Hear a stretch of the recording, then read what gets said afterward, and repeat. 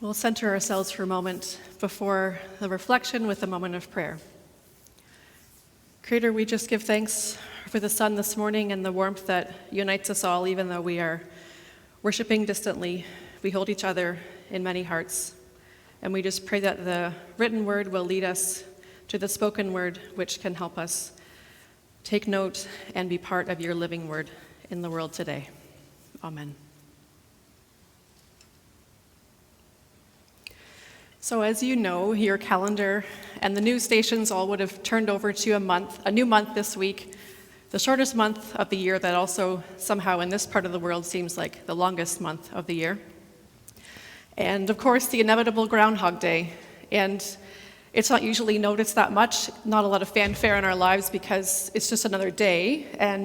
But I think this year it might have caught more notice because a lot of us are looking for anything to make the day feel different and anything to celebrate.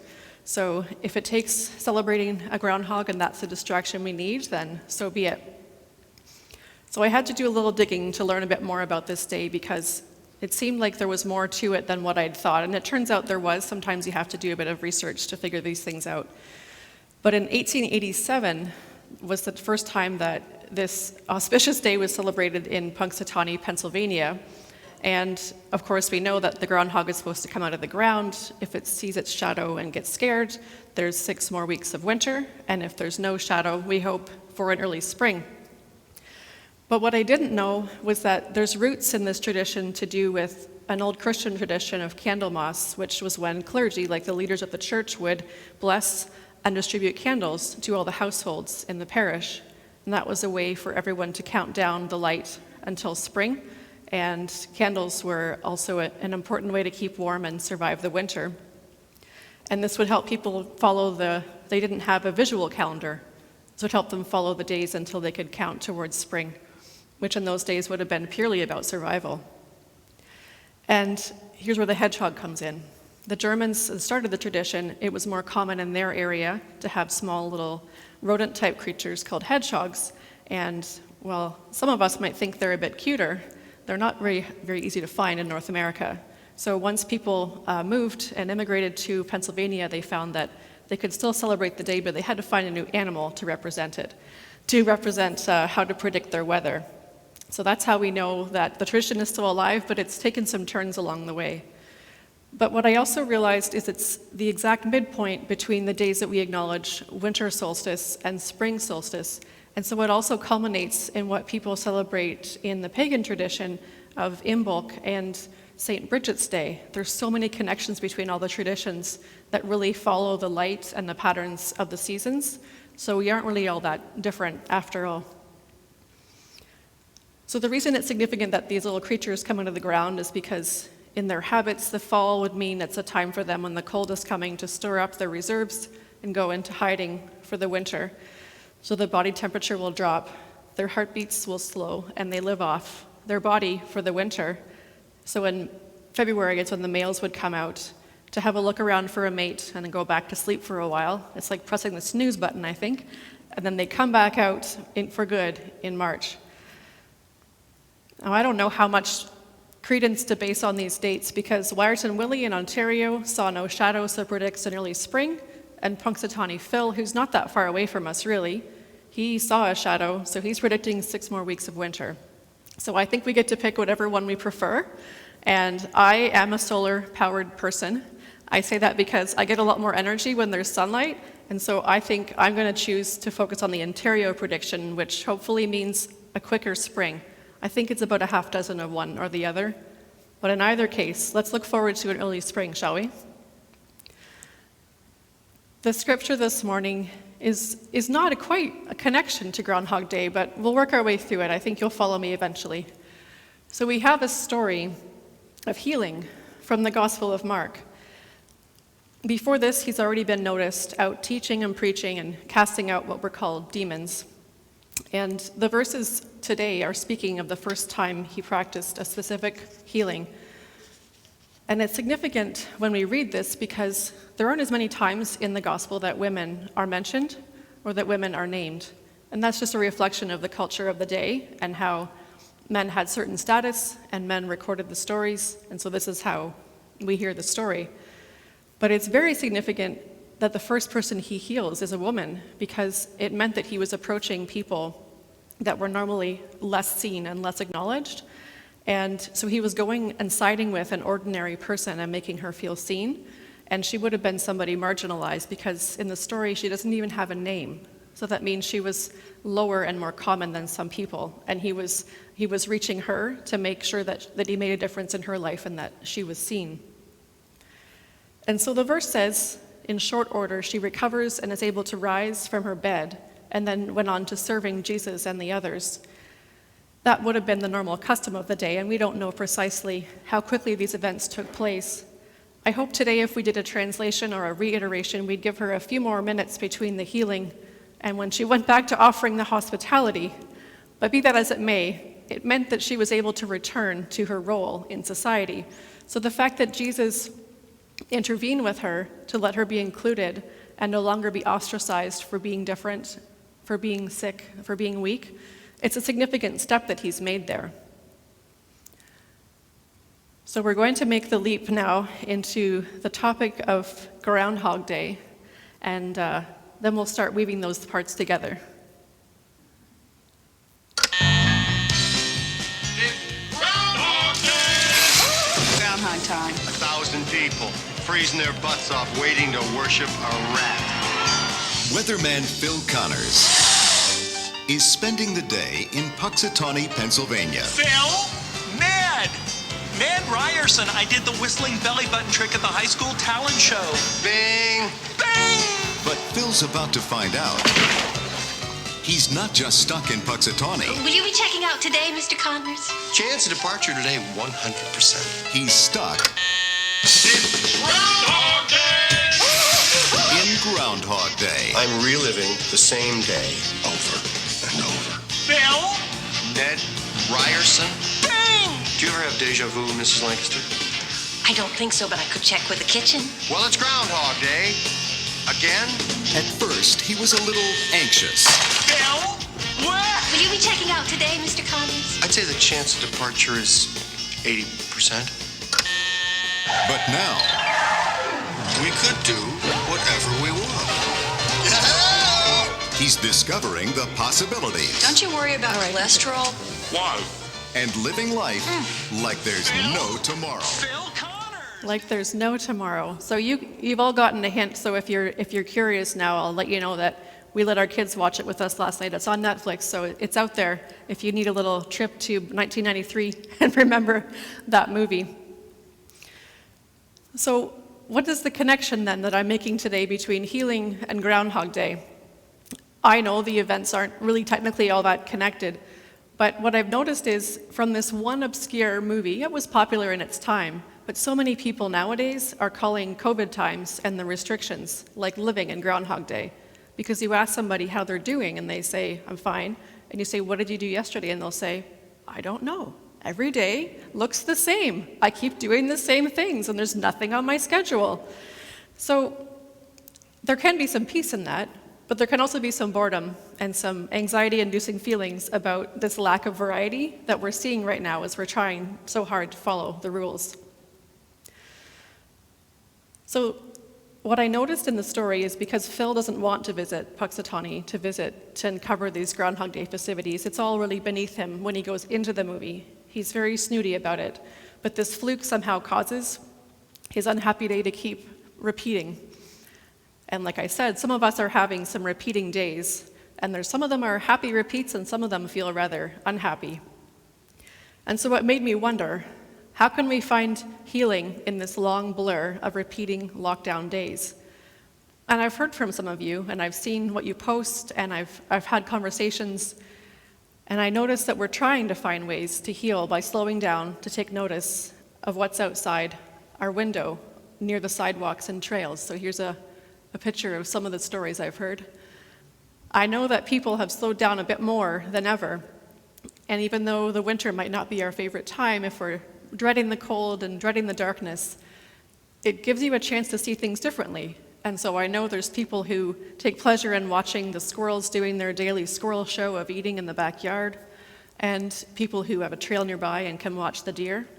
For the first time ever last week, I saw, I think, 16 deer running across a field all at once out near St. Thomas. It was amazing.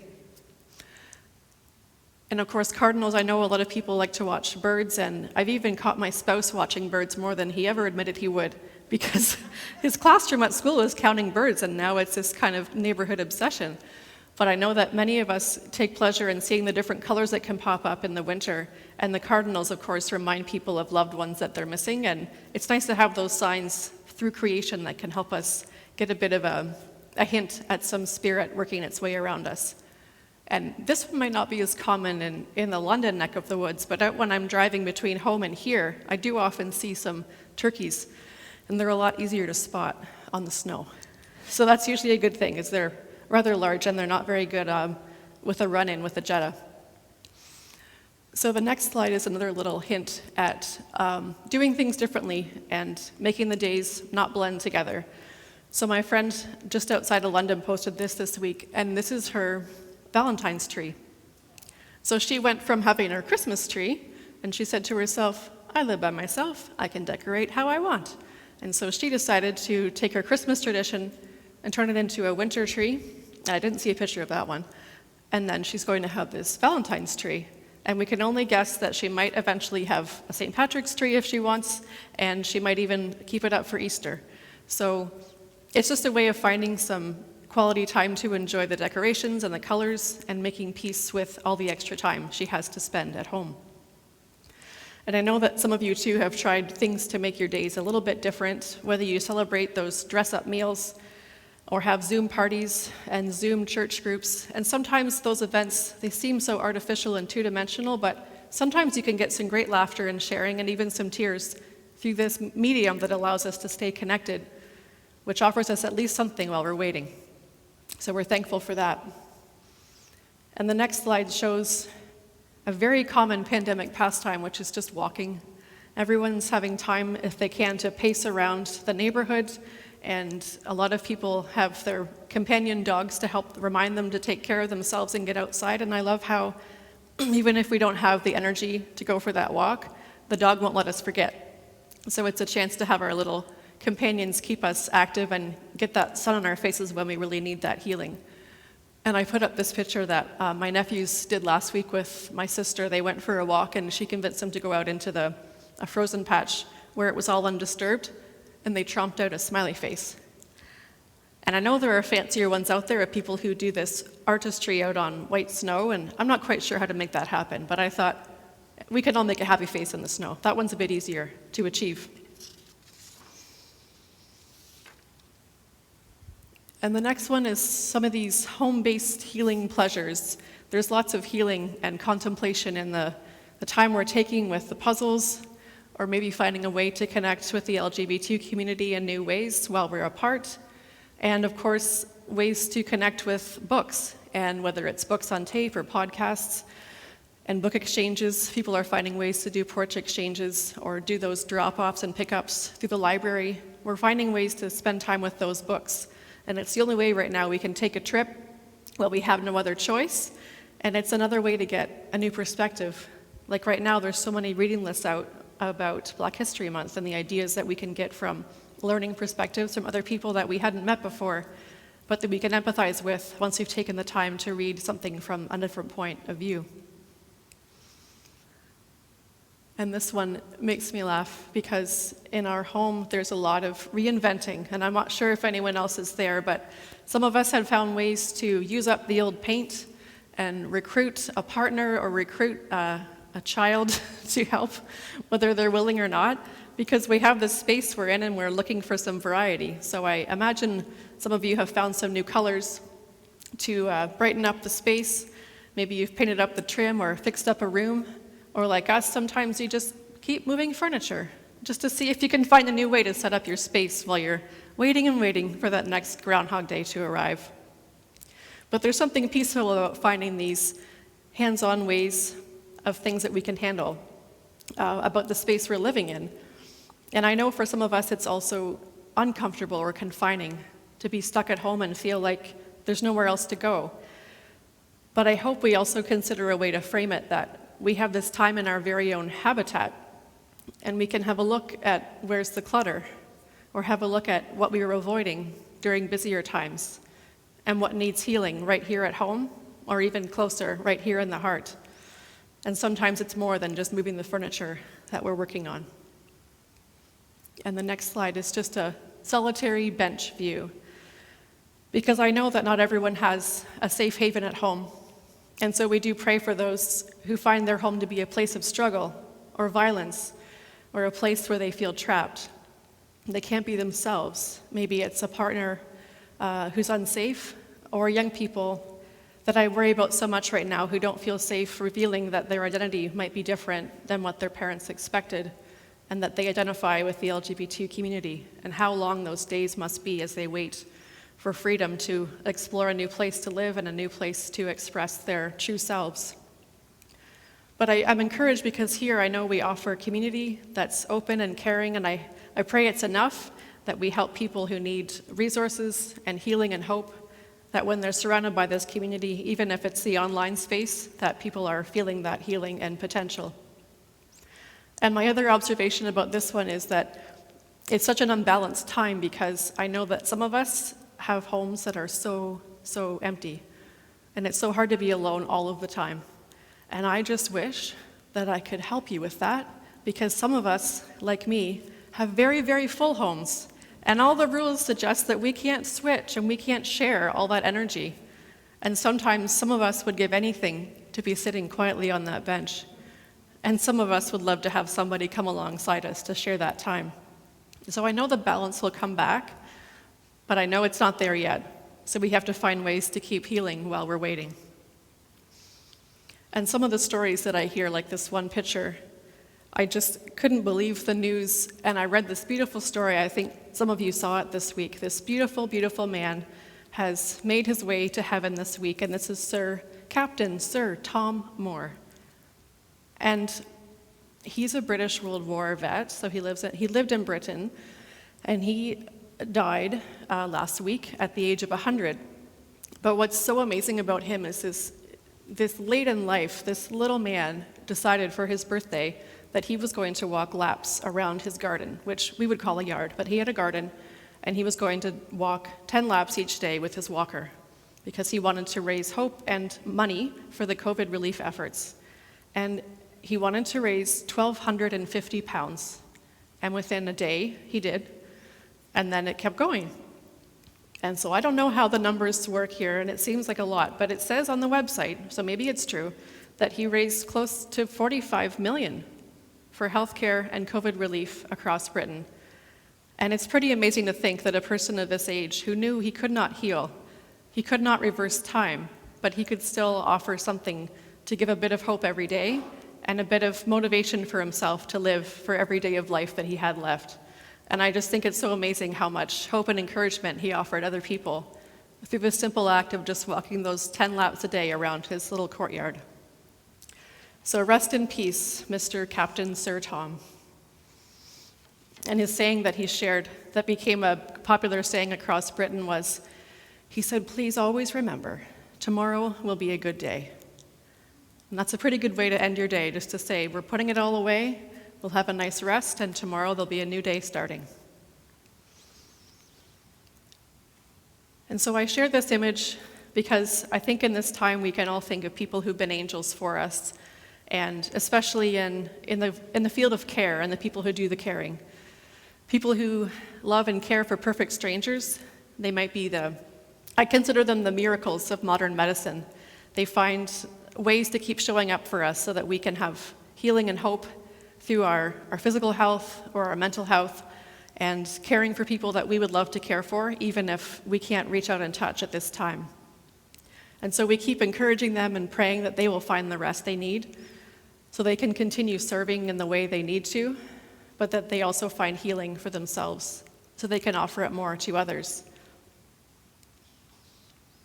And when I think about how the environment has taken some time to heal, I notice the pictures that show in different cities how the smog is reduced and the skies can be clear. And it makes me think about that Phil Connors character in the Groundhog movie, how he had to revisit that day, the same day over and over, many different times, trying his hand at being selfish Phil and needy Phil, greedy Phil, reckless Phil, before he finally decided after a good night's rest that maybe he could try to be a kinder and more caring Phil. And I know while these days are long and can try our patience, I wonder if we are also gaining a bit of time to recalculate and reevaluate our behaviors, our wants compared to our needs, and how our travels and our consumption can impact the creation that we're meant to be caring for, and how we can make improvements. And the next slide brings us back to the Jesus moment, and how this all ties together is that the scripture does not just speak about the healing and the way he reached out to that marginalized woman to offer her hope when no one else could or would, but also when he was finished dealing with the masses and healing who he could, he withdrew and he went alone. And he found a place of solitude, and they say it was deserted, and maybe it was the desert, but he found a place to renew himself, because the healer has to heal as well. And he knew he couldn't pursue that, he couldn't keep up that pattern and that pace all of the time. He needed his time to withdraw, recharge the batteries, have some private time with God, and figure out his own heart and mind before he went back out to do his work. And in a way that is the kind of Sabbath message we need when we think about everything from the beginning of time, where the Genesis story tells us there's time for working, and there's that time to set aside for Sabbath and for rest, and that's for healing, and that's what our Creator intended us to have. And I have a picture here of a city view, and this is my cat, A-Cat, enjoying a city view Sabbath. And the point I want to make here is that we may not experience a sudden miracle that suddenly lifts the pandemic off its bed or lifts us out of our beds, but the love and care that Jesus used to heal is still available in new and different ways, so that we can heal our hearts and our souls with that support. And we can also be part of the movement that can help to heal our world with what it needs. And so maybe it's time, even in these repeating Groundhog Days of life, to remember that we have this time, and we can take this time of extended forced rest to reflect and repair and take ourselves in solitude, so that we can look forward to whatever that promise of spring and the resurrection of Easter has in mind for our lives. And with these healing hands, I love the light that's radiating out of them, because we do have the potential as we heal to rise again as individuals and as a society with this resurrected purpose and this promise that we can hold in our hearts, because we know that winter does inevitably always turn into spring. And that with our faith, we know that mystery can come together with our lives for good, which can make comfort and hope possible with healing for our very own souls. And so our parting slide is back to the very cute and comforting hedgehog. And so I hope in the years to come, when this time of year returns, we'll find ourselves back in that midwinter feeling in the Groundhog Days of life, with the cold and endless winter just searching and scratching for more light, and our energy is all flagging. I hope we'll remember the image that Jesus had the healing energy to heal others, and he rose this humble woman out of her bed. But he also, too, in that same sequence, took the time away to heal and recover and have his own Sabbath so he could serve again. So that when we see the arrival of Groundhog Day in another year and the year after that, we'll remember its beginnings with that midwinter feeling and the humble little hedgehog. Our traditions are here to remind us of the possibilities of hope, and that new life is always arriving, and of course the possibility for healing. May it be so.